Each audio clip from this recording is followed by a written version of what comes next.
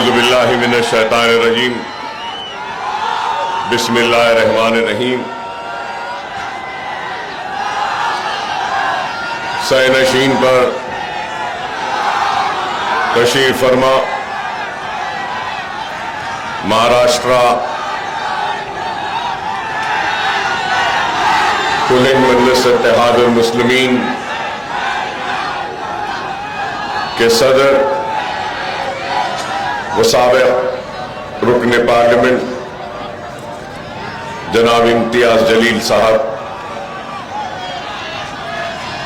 مجلس اتحاد المسلمین کے بینر پر ٹکٹ پر لڑنے والے سارے امیدوار، قائدین مجلس، سننے والے بزرگوں، نوجوان ساتھیوں اور میری عزت مآب پردہ نشین ماں اور بہنوں، انتخابات کا وقت ہے، انتخابی سرگرمیاں عروج پر ہے اور ایک دو دن بعد انتخابی سرگرمیوں کا اختتام ہوگا اور یہ انتخابات جمہوریت کو نہ صرف مضبوط کرتے ہیں یا جمہوریت کا حصہ ہے، بلکہ انتخابات ایک جشن ہے جمہوریت کا، جو ہر شہری اس جشن کو مناتا ہے۔ کوئی امیدوار بن کر جشن مناتا ہے تو کوئی نعرے لگا کر جشن مناتا ہے تو کوئی جلسوں میں تقریر کر جشن مناتا ہے تو کوئی جلسوں میں شرکت کر کے اس جمہوریت کا جشن مناتا ہے تو کوئی پدیاترا کے ذریعے اس جشن کا حصہ بنتا ہے۔ اور آج جمہوریت کے اس جشن کو آپ کے ساتھ منانے کے لیے میں ضرور کھڑا ہوں، لیکن میں اس جلسے کے ذریعے ہندوستان کی سب سے بڑی اقلیت مسلمان کے اوپر ہونے والے مظالم، وہ ناانصافی، وہ حق تلفی کے درد کو بیان کرتے ہوئے ان مظلوموں کے درد کو آپ کے ساتھ میں بانٹنے کے لیے آیا ہوں۔ اگر میں یہ بات کہوں تو لوگ شاید اعتراض کریں کہ آپ نے اپنی تقریر کا آغاز ہندوستان کی سب سے بڑی اقلیت مسلمانوں کو مظلوم کہہ کے مخاطب کیا اور ان کے اوپر ہونے والے مظالم اور حق تلفی کے درد کو بیان کرنے کی بات کی۔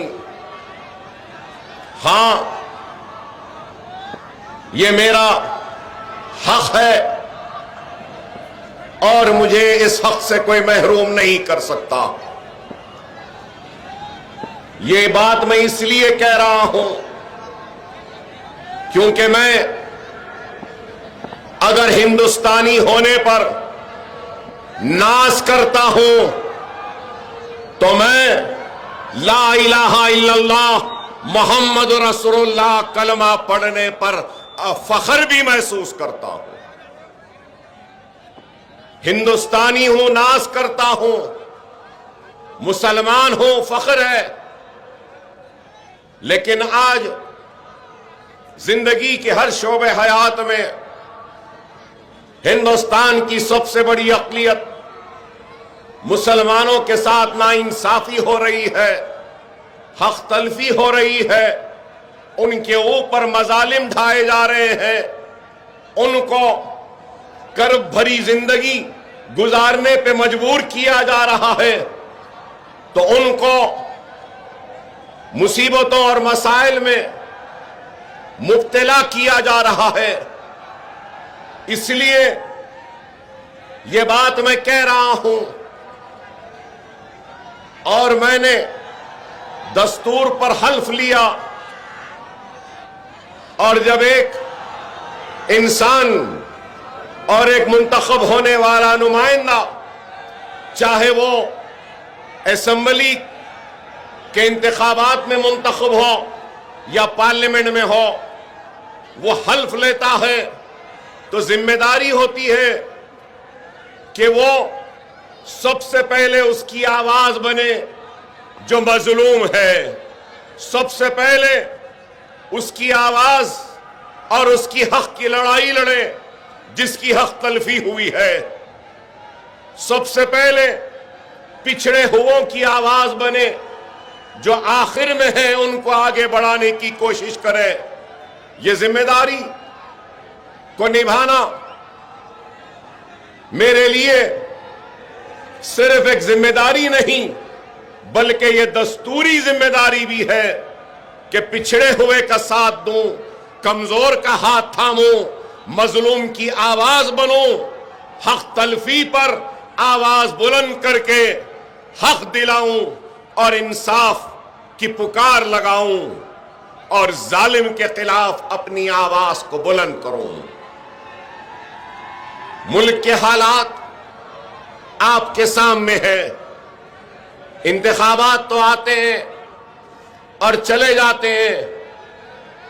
ہندوستان کے آزادی سے لے کر آج کی تاریخ تک کئی انتخابات ہوئے، اور انتخابات میں کئی لوگ منتخب ہوئے، کئی کارپوریٹرز بنے، کئی ایم ایل ایز بنے، کئی ایم پیز بنے، کئی میئرز بنے، کئی چیئرمینز بنے، کئی منسٹرز بنے اسٹیٹ کیبنٹ میں، تو کئی مرکزی منسٹرز بھی بنے کیبنٹ میں، تو کئی وزیر اعظم بنے اور کئی چیف منسٹرز بھی بنے۔ آج میں یہاں پر کھڑے ہو کر یہ سوال کرنا چاہتا ہوں ان لوگوں سے جو مجلس پہ تنقید کرتے ہیں، مجلس پر الزام لگاتے ہیں۔ میں ان سے پوچھنا چاہتا ہوں، کیا ہندوستان کے مسلمانوں نے، ہندوستان کے دلتوں نے، کیا ہندوستان کے پچھڑے سماج نے کیا ہر کسی کا ساتھ دیا یا نہیں دیا؟ نہرو کا ساتھ دیا، لال بہادر شاستری کا ساتھ دیا، اندرا گاندھی کا ساتھ دیا، مرارجی دیسائی کا ساتھ دیا، پھر اندرا گاندھی کا ساتھ دیا، راجیو گاندھی کا ساتھ دیا، دیوے گوڑا کا ساتھ دیا، آئی کے گجرال کا ساتھ دیا، چندر شیکھر کا ساتھ دیا، وی پی سنگھ کا ساتھ دیا، پی وی نرسمہا راؤ کا ساتھ دیا، منموہن سنگھ کا ساتھ دیا، ہر کسی کا ساتھ دیا، اس امید کے ساتھ، اس توقع کے ساتھ کہ ہم کو ہمارا حق ملے گا، اور دستور نے ہم کو جو اختیارات دیے ہیں وہ اختیارات ہم کو ملیں گے۔ ہر کسی کا ساتھ دیا اس امید، اس توقع میں کہ ہم کو نہ صرف ہمارا حق ملے گا بلکہ ہماری پریشانی دور ہوگی، ہمارے محلے جات میں ترقیاتی سرگرمیاں آئیں گی۔ اس امید کے ساتھ دیا کہ بینک سے ہم کو قرضات دیے جائیں گے، اس امید کے ساتھ ساتھ دیا کہ تعلیمی پسماندگی دور ہوگی، اس امید کے ساتھ ساتھ دیا کہ معاشی پریشانی و بدحالی دور ہوگی، ہمارے بستیوں میں خوشحالی آئے گی، ہماری نوجوان نسل کا مستقبل روشن ہوگا اور تاریکی ہٹے گی اور نئے اجالے آئیں گے۔ لیکن افسوس، بتاؤ آج سرکاری ملازمت میں مسلمانوں کا تناسب کیا ہے؟ آج اگر ہم تعلیم کے میدان میں دیکھتے ہیں تو سب سے کم 10th پاس ہونے والے اگر اس ملک میں اگر کوئی ہے تو وہ مسلمان ہے۔ سب سے زیادہ ڈراپ آؤٹ لیول تعلیم میں اگر کسی کا ہے تو وہ مسلمان کا ہے۔ گریجویٹس کم ہیں تو مسلمان، ڈاکٹرز کم ہیں تو مسلمان، انجینئرز کم ہیں تو مسلمان، لائرز کم ہیں تو مسلمان، آرکیٹیکٹس کم ہیں تو مسلمان، سائنٹسٹ کم ہیں تو مسلمان۔ ہر زندگی کے ہر شعبہ حیات میں سب سے پیچھے، سب سے آخر، سب سے پچھڑا ہوا اگر کوئی ہے تو وہ ہندوستان کی سب سے بڑے اقلیت مسلمان ہے۔ تو کیا یہ ناانصافی نہیں؟ آپ نے، ہر حکومتوں نے ہمیں نظر انداز کیا، ہماری اختلفی کی، ہم کو پیچھے ڈھکیل دیا، ہمارے بستیوں میں ترقیاتی سرگرمیوں سے ہم کو محروم رکھا، بینک کے قرض جات سے ہم کو محروم رکھا، نہ صنعت میں جانے دیا، نہ تجارت میں جانے دیا، نہ روزگار میں جانے دیا، نہ تعلیم کے میدان میں آگے بڑھنے دیا۔ ارے اس سے بڑی ناانصافی اور کیا ہو سکتی ہے بتائیے؟ اور آج مجلس اتحاد المسلمین اسی حق تلفی، اسی ناانصافی اور اسی ظلم کے خلاف آواز اٹھا رہی ہے، اور اپنے اس جمہوری جدوجہد میں مجلس اتحاد المسلمین اپنے دلت بھائیوں کو شامل کر رہی ہے، تو مجلس اتحاد المسلمین بیکورڈ کلاسز کو اپنے ساتھ میں لے رہی ہے اور یہ بتا رہی ہے کہ تم ہو اور ہم ہیں جو اس ملک نے جس کو نظر انداز کیا۔ آج ہم کو یہ بات کہتے ہوئے بھی کوئی ہچکچاہٹ نہیں ہے کہ آج ہمارا حال یہ ہو چکا کہ ایک چپراسی کی نوکری بھی ہم کو نہیں ملتی ہے۔ یہ عالم ہے۔ اور آج مجلس اتحاد المسلمین پر الزام لگانے والوں، مجلس اتحاد المسلمین پر تنقید کرنے والوں، اگر تم نے ہمارے بچوں کو پڑھا لیا ہوتا، ان کو نوکریاں دے دی ہوتی، بستیوں میں ترقیاتی سرگرمیاں کر دی ہوتی، بینک سے قرضات دے دیتے، تجارت میں حصے داری دیتی اور ملک کی ترقی کا حصے دار اگر مسلمان کو بنایا ہوتا تو مجلس کو یہاں تک آنے کی ضرورت نہیں ہوتی، ہندوستان کے کونے کونے میں جانے کی ضرورت نہیں ہوتی۔ اگر جاتی تب بھی مسلمان ہاتھوں ہاتھ مجلس کو نہیں لیتا، اگر سارے چیزیں مل چکی ہوتی۔ تم نے محروم رکھا وہ قوم جو محرومیت کا شکار تھی، آج وہ قوم امید کی نظر سے دیکھ رہی ہے، تو مجلس اتحاد المسلمین کی طرف ایک امید ہے، ایک توقع ہے، اور وہ سمجھتے ہیں کہ کسی نے کچھ نہیں کیا، ہم کو امید ہے کہ یہ کچھ کریں گے۔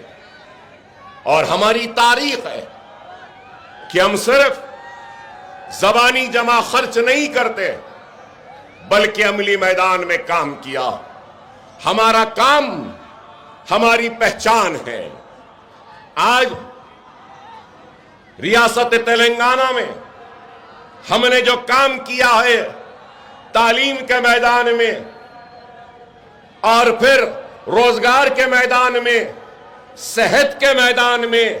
یہ اپنے آپ میں خود ایک مثال ہے۔ میں نہیں سمجھتا کہ کسی نے بھی اتنا